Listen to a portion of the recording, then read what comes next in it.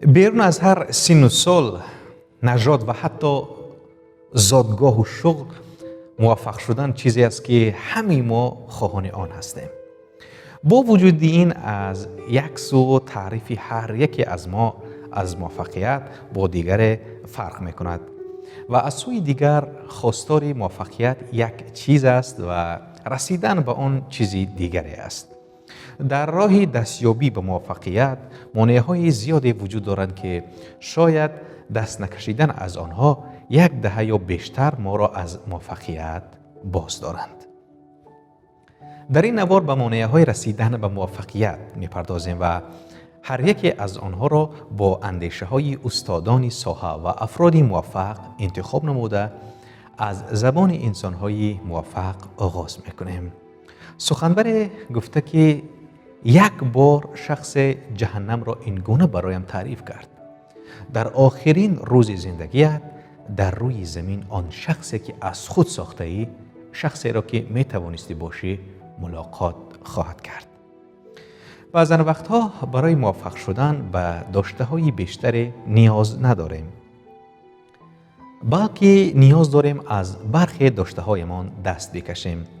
با اینکه هر یک از ما تعریف های متفاوتی از موفقیت داریم، چیزهای خاص وجود دارند که در همه جای دنیا یکسان به هم مانند هستند و اگر از آنها دست بکشیم موفق تر خواهیم بود. شما می توانید از همین روز برخی از مانع‌های موفقیت را کنار بگذارید، اما کنار گذاشتن همین آنها کاری آسان نیست و گاهی چند روز لازم است آنها را برطرف کنید. نخست دست کشیدن از سبک زندگی ناسالم. از بدن خود مراقبت کنید، زیرا تنها جایی است که برای زندگی کردن دارد، میگوید جیم رون. باید بدانید که در زندگی برای رسیدن به هر چیزی که میخواهید نخست به یک تن سالم احتیاج دارید و برای داشتن یک تن سالم تنها دو چیز را باید به خاطر بسپارید. اول، رژیم غذایی سالم و فعالیت فیزیکی و ورزش. این قدم‌های کوچک اما تاثیرگذار هستند و روزه به خاطر برداشتن آنها از خودتان قدردانی خواهید کرد. و دوم گفتیم دست کشیدن از ذهنیت کوتاه مدت. ویست میگوید شما تنها یک بار فرصت زندگی کردن دارید. شما تنها فرصت یک بار زندگی کردن دارید، اما اگر از این فرصت به درستی استفاده کنید، آن یک بار هم کافی است. افراد موفق عزیزان هدفهای دراز مدت دارند و می‌دانند که این هدفها صرفاً نتیجه عادت‌هایی هستند که باید هر روز آنها را انجام می‌دهند. این عادت‌های سالم نباید کارهایی باشند که صرفاً انجام می‌دهید، بلکه باید بخشی از وجود شما باشند. بین این دو دیدگاه یک تفاوت وجود دارد. دیدگاه فردی که ورزش میکند تا اندام جذاب برای نشان دادن به دیگران داشته باشد و دیدگاه فردی که ورزش میکند چون ورزش کردن یکی از عادتهای سالم زندگی اوست. سیوم، دست کشیدن از هدفهای ناچیز و نالازم. ماریانا ویلیسام در این مورد گفته است: نداشتن هدفهای بزرگ به نفع بشر نیست. نداشتن هدفهای بزرگ به نفع بشر نیست. کنارگیری و قدمهای برای دادن احساس امنیت و اطرافیان عقلانی نیست. همین ما حق درخشیده شدن داریم، همان طوری که کودکان نیز از این حق برخوردارند. این درخشش فقط متعلق به برخی از ما نیست، بلکه جوهر آن در وجود همه ما هست و اگر اجازه درخشیده شدن را به خودمان بدهیم، به صورت ناخودآگاه به دیگران نیز اجازت همین کار را خواهیم داد. خب زمانی که خودمان را از قید ترس رها کنیم، حضورمان ناخودآگاه آزادی بخش دیگران خواهد بود. اگر هرگز تلاش نکنید فرصت‌های عالی را غنیمت نشمارید یا بر رویاهایتان فرصت تبدیل شدن به واقعیت را ندهید، هرگز به استعدادهای واقعیتان پی نخواهید برد.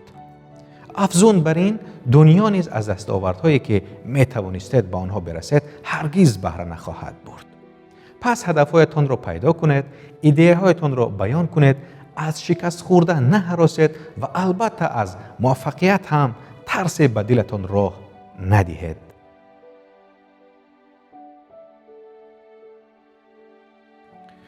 چهارم، دست کشیدن از بهانه ها. رندی پاوش میگوید مقدار و لذت داشته هایمان مهم نیست. مهم طرز استفاده ما از آن داشته ها در جهت رسیدن به هدف ها و آرزوهایمان است. انسان های موفق صرف نظر از نقطه آغاز، ضعف ها و شکست های گذشته هاشان پذیرفتند که مسئول زندگیشان خودی آنها هستند. دانستن این که شما تماما مسئول اتفاقهای زندگیتان هستید هم ترسناک و هم هیجان انگیز است. در هر صورت این رویکرد تنها راه رسیدن به موفقیت است. زیرا بهانه ها پیش رشد فردی و حرفه‌ای ما را میگیرند. مسئول زندگی خودتان باشید، زیرا این مسئولیت به گردن هیچ کس جز خود شما نیست. پنجم، دست کشیدن از ذهنیت استوار. رابرت گرین چی زیبا گفته است که آینده به کسانی تعلق دارد که مهارت‌های جدید می‌آموزند و آنها را به شیوه‌های خلاقانه با هم می‌آمیزند. فردی به ذهنیت استوار باور دارد که هوش و استعداد صرفاً خصلت‌های استواری هستند و استعداد به تنهایی و بدون تلاش عامل موفقیت است. اما این افراد در اشتباهند. می‌توان ذهن را تقویت کرد. افراد موفق به این اشتباه باوری ندارند. آنها برای تقویت ذهنیت، رو به رشد، کسبیت اطلاعات جدید، یادگیری مهارت‌های تازه و ایجاد تحول در کوه ادراکشان همواره زمانی زیادی را وقف می‌کنند تا از نتیجه این سرمایه‌گذاری در زندگیشان بهرهای فراوان ببرند. فراموش نکنید، به یاد داشته باشید که پایبند ذهنیت استوار نمانید. شما می توانید از همین فردا تحول را آغاز کنید و انسان شوید که دیروز و امروز نبوده اید. ششم، دست کشیدن از باوری نوشدارو. من هر روز به هر طریق بهتر و بهتر می شوم. موفقیت یک شبه خواب و خیال است. انسان‌های موفق می دانند که همین موفقیت‌های کوچک و بردوام روزانه به مرور زمان با هم جمع می شوند و آنها را به نتیجه مطلوب و زیبا می رسانند. به همین دلیل شما باید برای آینده برنامه ریزی کنید، اما روی امروز تمرکز کنید و نسبت به روز قبل 1% از خودتان انتظار پیشرفت داشته باشید. هفتم، این غلبه کردن بر خودستایی و یا خود تعریف کنی است. رسیدن به یک هدف واقع گرایانه مهمتر از داشتن یک هدف خودکلان بینی است. هیچ چیز کامل و بی‌عیب نخواهد بود که همه ما و شما می‌دانیم. فرقی نمی‌کند ما چقدر تلاش کنیم. ترس از شکست یا حتی ترس از موفقیت بیشتر پیش راه اقدام‌ها و خلاقیت‌های ما را می‌گیرد. اگر برای درست بودن همه چیز صبر کنیم، فرصت‌های زیادی را از دست خواهیم داد. هشتم، دست کشیدن از چند وظیفه. وینستون چرچیل گفته است اگر بخواهید در مسیر به هر سگی که عکاس میکند سنگ پرتاب کنید، هرگز به مقصد نمیرسید. انسان‌های موفق این را میدانند و به همین دلیل وقتی کار را شروع میکنند تا آن را به پایان نرسانند دست بر نمیدارند. فرق نمیکند آن کار چی باشد، یک ایده تجارتی باشد، گفتگو یا ورزش باشد. تمرکز کامل و عزم قوی داشتن نسبت به یک کار امری بسیار ضروری است. نهم، این دست کشیدن از کنترل همه چیز. کنترل بعضی چیزها در دست ماست و کنترل بعضی دیگر از چیزها در دست ما نیست. فرق بین این دو را دانستن بسیار مهم است.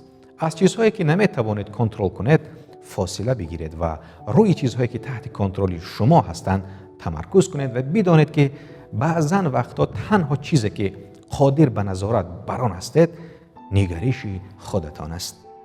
و دهم، این دست کشیدن از بله گفتن به همه چیز و همه کس.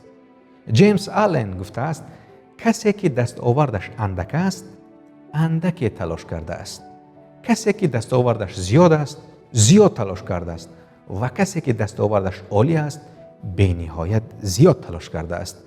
انسان‌های موفق قدرت نگفتن دارند و می‌دانند که برای رسیدن به هدفهایشان گاهی باید به کارها، فعالیت‌ها و تقاضاهای دوستان، خانواده و همکاران باید بگویند. در یک مدت کوتاه شاید از شادی‌های آن چشم‌پوشی کنید، اما وقتی به هدفهایتان می‌رسید در میابید که موفقیتتان ارزش آن چشم‌پوشی‌ها را داشته است.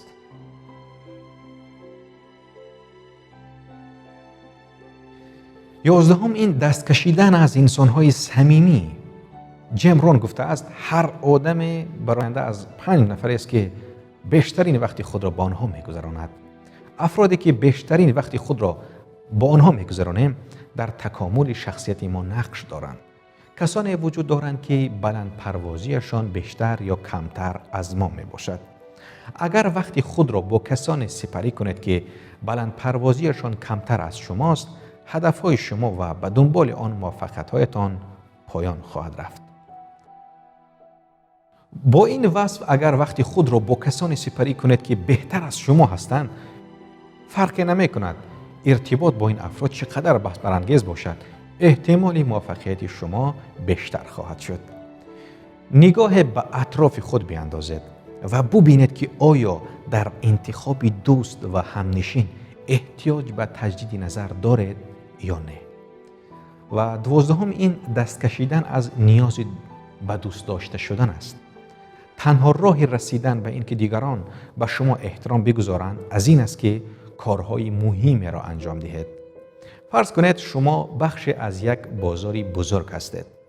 افرادی زیاد وجود خواهند داشت که از این بخش از بازار که شما باشید خوششان بیاید. اما قطعاً کسانی هم هستند که این بخش از بازار برایشان جذابیت نداشته باشد. شما هر قدر هم که تلاش کنید نمیتوانید کاری کنید که همه شما را دوست بدارند. این یک امر طبیعی است و شما به هیچ وجه مجبور به توجه کردن خودتان نیستید. تنها کاری که میتوانید انجام دهید این است که اصیل بمانید و بدانید که افزایش شمار کسانی که از شما نفرت دارند به معنای این است که شما در حال انجام کارهای مهمی هستید که دیگران ظرفیت تحمل آن را ندارند.